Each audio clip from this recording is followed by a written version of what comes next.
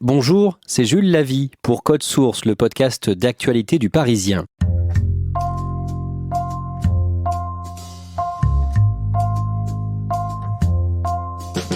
Dans la cour de récréation, il était le souffre-douleur de ses camarades parce qu'il ne savait pas qui était son père. Parti de rien, Patrick Sébastien a réussi une belle carrière à la télévision. Remercié par France 2, on le verra sur TF1 cette année à l'occasion du réveillon du Nouvel An. À la fois populaire et considéré comme un bof par une partie du public, Patrick Sébastien a une vie peu commune que nous raconte Mickaël Zolto-Broda, reporter média au Parisien.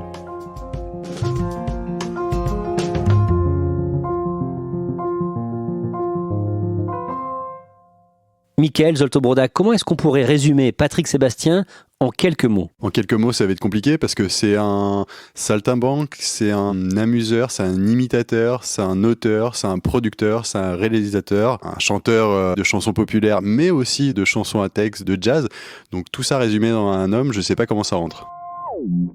Comment il est dans la vie ? Comment il est en interview ? Alors déjà, c'est quelqu'un qui tutoie ses interlocuteurs, donc c'est un peu déstabilisant.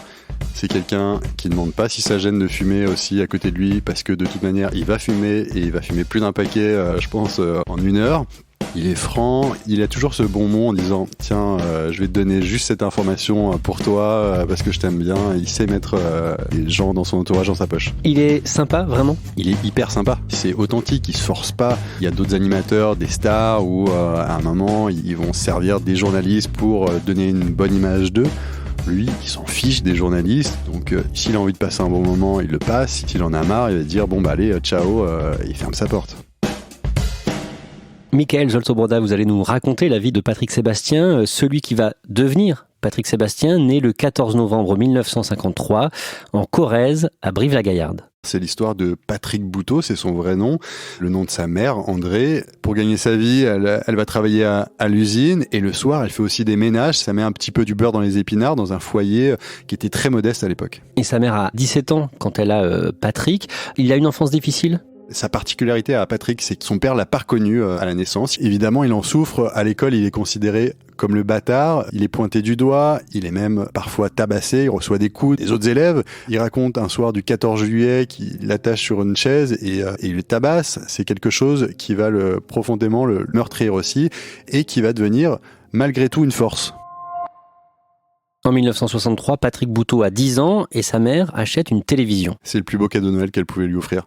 En fait, Patrick s'était déjà arrêté dans le magasin d'électroménager pas loin de chez lui où il passait la piste aux étoiles. Il s'est dit, mais c'est un truc de dingue. La piste aux étoiles, c'est une émission qui parle du cirque avec des jongleurs, des acrobates, des magiciens. Il y avait aussi son voisin qui regardait cette émission-là et lui, il la regardait pas à ce moment-là, il l'écoutait à travers les murs. Et mine de rien, ça fait germer l'idée qu'un jour il sera animateur de télé et ce sera lui qui sera dans le poste avec tous ces artistes et qu'il formera un tout et qu'il participera aussi à cette histoire. À l'école, Patrick Bouteau est bon élève ? Il est le premier de sa classe, ça lui vaut aussi les moqueries de ses camarades. Plus tard, il écrit des poèmes à 14 ans. Et quand il a le bac, c'est avec 17 de moyenne. Et il a une grande passion, c'est le rugby. Il joue dans l'équipe de Brive. Il aurait pu en faire son métier d'ailleurs. C'est ses racines, le rugby. C'est aussi pour les valeurs que ce sport véhicule, avec le respect de l'adversaire et aussi la troisième mi-temps. Quand il a 16 ans, Patrick Bouteau se marie. 16 ans, c'est aussi le moment où arrive Sébastien, son premier enfant. Et pour pas se défiler comme son père, sa mère lui dit « T'as pas le choix, tu te maries et tu assumes ce gosse. T'as 16 ans, t'as encore la vie devant toi, tu vas devenir père et tu vas assumer cette paternité. » Et quand il a 20 ans, il passe un concours. C'est le concours de police. Il veut être policier plus tard, inspecteur de police. Il a une fibre pour les faits divers. Coup de bol ou manque de chance, en tout cas, il le rate d'un point. Ça va l'aider à avoir d'autres aspirations. En septembre 1974, après cet échec, Patrick Bouteau quitte Brive-la-Gaillarde et monte à Paris. Il monte à Paris avec une valise. Dedans, il y a 600 francs de l'époque et des boîtes de conserve que lui a préparées sa mère. C'est tout. Il sait pas vraiment ce qu'il veut faire, mais sa première idée, c'est de faire le tour des cabarets. Parce qu'il a développé des dons d'imitateur. Il imite très bien Brel, il imite Brassens, Louis de Funès aussi, et il veut en faire son métier. Il va faire le tour de tous les cabarets, il se prend beaucoup de refus, il n'est pas connu, il sort de nulle part, il n'est pas coopté, il n'est pas fils d'eux, c'est compliqué pour lui. Et puis, Il se souvient qu'il a gardé le numéro d'une amie à lui qui a plutôt réussi, une actrice qui va l'aider un petit peu à aller dans ses soirées parisiennes, à rencontrer du monde, et une porte s'ouvre. C'est le 14 novembre 1974, le jour de ses 21 ans, il passe une audition. Celle du cabaret La Main au Panier, et il est pris pour monter sur scène. Et c'est là qu'il va démarrer ses imitations devant un vrai public. Sur scène, il fait des imitations, il imite très bien des Jodassin, des Bourvil. J'avais un cheval quand j'étais gosse. Oh, pas un pur sang, non. Une vieille rosse qui avait traîné tous les fardeaux que le bon Dieu il fait pour les chevaux. Ouais, j'y parlais dans sa crinière. Je disais, t'es le plus beau de la terre. Et à ce moment-là, il prend un pseudonyme. Patrick Bouteau va devenir Patrick Sébastien. Sébastien, c'est pas un nom choisi au hasard, c'est le prénom de son fils.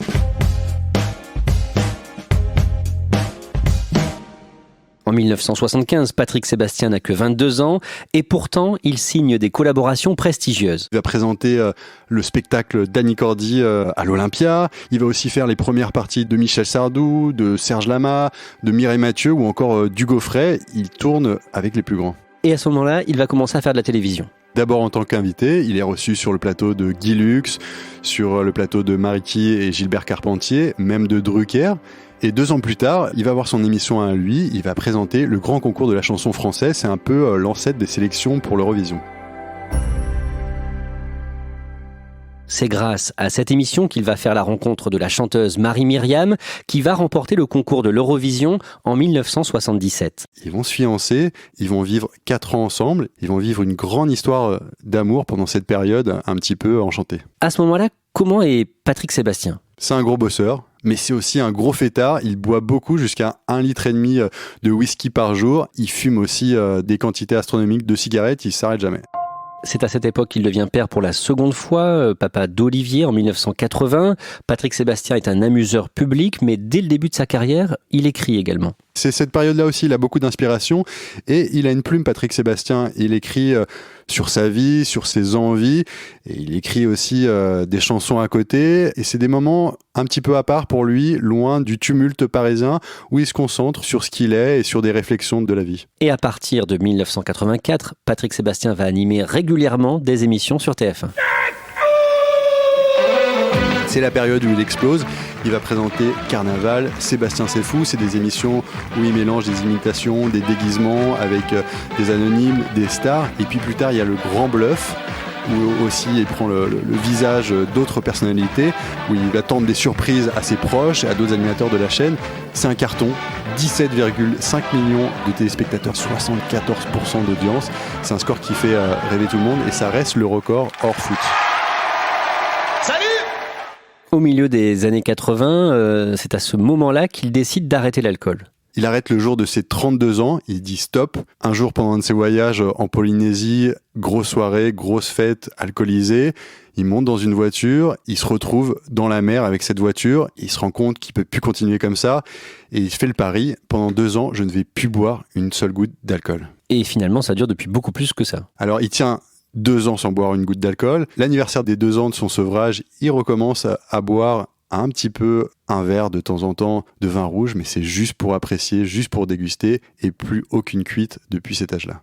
À ce moment-là, il anime des spectacles partout en France et à l'été 1990, Patrick Sébastien anime un gala dans le sud du pays, en Camargue, au Grau-du-Roi, comme il en fait des dizaines chaque année.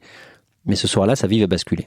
Quelques heures avant de monter sur scène, il apprend la mort de son fils Sébastien, à 19 ans, tué en moto, un accident de la route, et il est effondré. Qu'est-ce qu'il fait ? Son premier réflexe, c'est de se dire « je peux pas y arriver, je peux pas monter sur scène dans ces conditions-là ».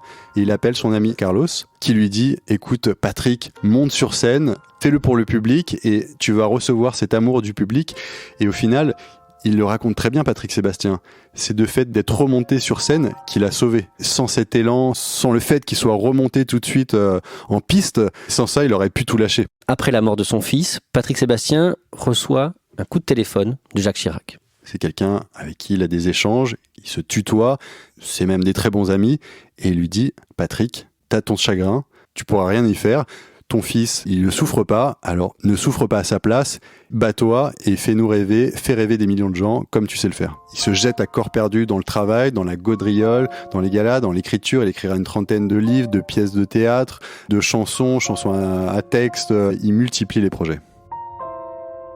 Dans les années qui suivent, Patrick Sébastien est l'animateur star de TF1, mais il quitte la première chaîne en 1996. À ce moment-là, il se dit « J'arrête la télé, je veux plus faire d'animation ». Ça dure quelques semaines. Il est très vite embauché par France 2 et 2 ans plus tard, ça donne le plus grand cabaret du monde et plus de 20 ans de succès. Ça va vous étonner, ça va vous rester dans la tête assez longtemps parce que ce que fait le monsieur au départ, n'essayez pas chez vous parce qu'à mon avis, vous n'y arriverez pas. Il s'appelle Louis Dalton, il vient d'Argentine et c'est sacrément balèze ce qu'il va vous faire. Allez! Le plus grand cabaret du monde, c'est la Piste aux Étoiles 2.0 avec des jongleurs, des magiciens, des acrobates, des imitateurs. C'est un petit peu son cirque à lui qui regroupe sur un plateau de télévision. C'est aussi une période où il écrit beaucoup de chansons. Les chansons qu'il aime chanter dans ses émissions, il y a le petit bonhomme en mousse, il y a les serviettes et plus récemment les sardines. On n'est pas allé à l'école, on est de la classe de ceux qui rigolent. On sait bien que la vie est brève, on y met du rire et du rêve. Qui font de lui un personnage populaire, mais dans le bon sens du terme. Les gens l'aiment vraiment et attendent ce moment. Et on fait tourner les serviettes. Pour lui, ce moment-là, chanter sur scène ses chansons, c'est jouissif.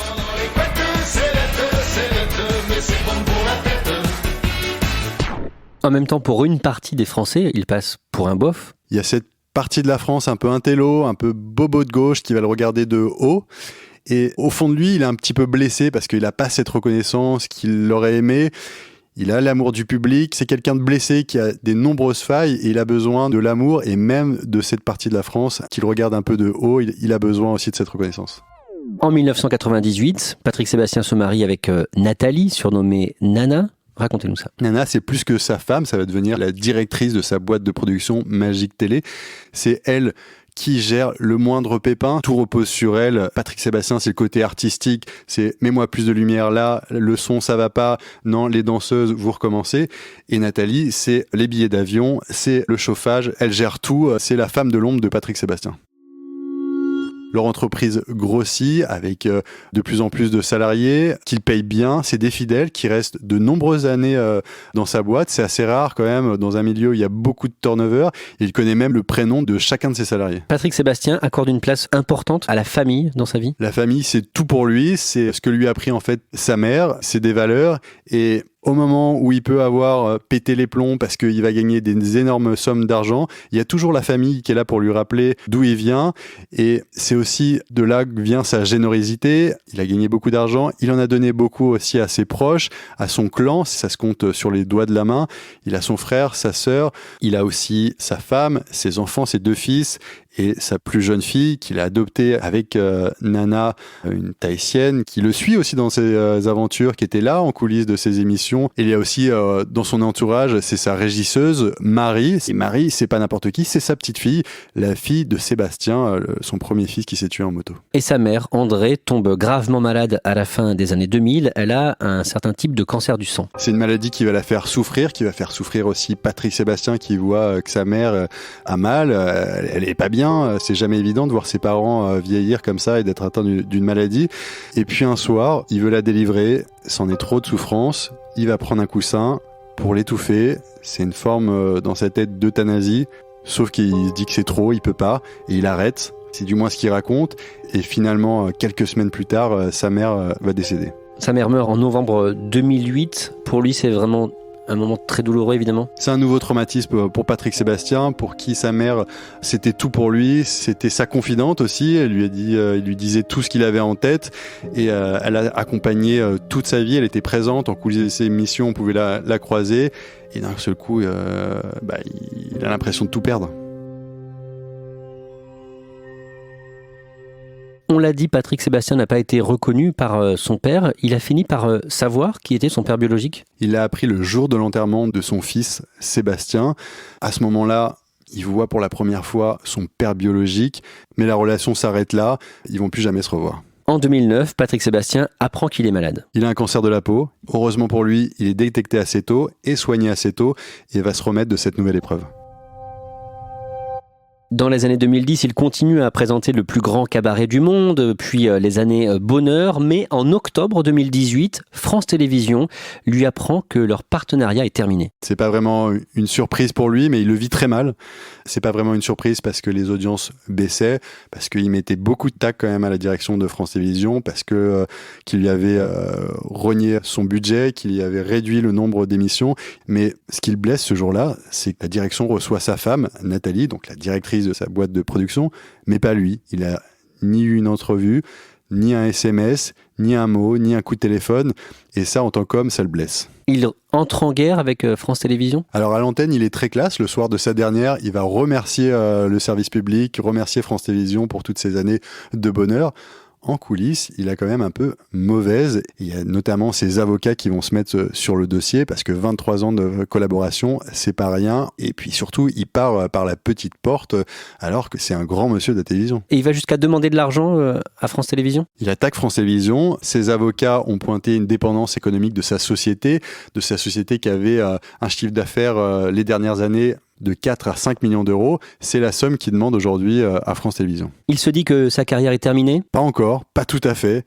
Il se dit que son téléphone va sonner, sauf que là, malgré sa popularité, malgré son carnet d'adresses, le téléphone ne sonne pas. C'est lui qui va aller faire le tour des portes. Il va aller sonner à M6, il va aller sonner à TF1. Sauf que à 66 ans, Patrick Sébastien n'est pas dans la cible des annonceurs. Et il n'y a pas de demande autour de lui. On n'attend plus Patrick Sébastien. Il va se retrouver à devoir imaginer un autre avenir. Comment il réagit ? Il réagit très vite. C'est une période où il a pris un peu de ventre. Alors il va faire un régime. Son régime qu'il appelle comme j'aime pas.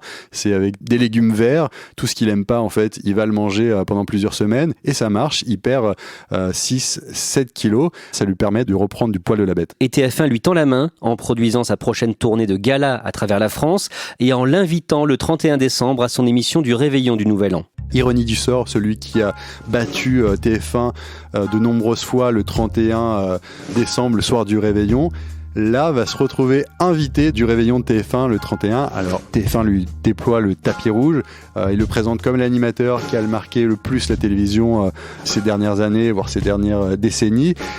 Lui, en coulisses, il raconte c'est dommage qu'il lui ait pas proposé d'animer cette émission, il dit qu'il l'aurait fait gratuitement. Et il y a quelques mois, le 24 octobre 2019, Libération lui a consacré sa dernière page, son fameux portrait. Là voilà la reconnaissance des bobos intello de gauche, ça résume tout, ce portrait, c'est sa victoire de la musique, c'est une petite consécration et une petite revanche aussi sur l'histoire.